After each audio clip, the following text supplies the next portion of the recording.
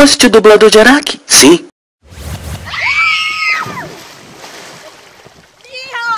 Eu juro, não trepei com ninguém no Rio de Janeiro. Não trepou, não trepei, eu juro. Falo pra você, é que todos falam que quando você vai pro Rio de Janeiro, você solta franga, fica bêbada. É verdade isso?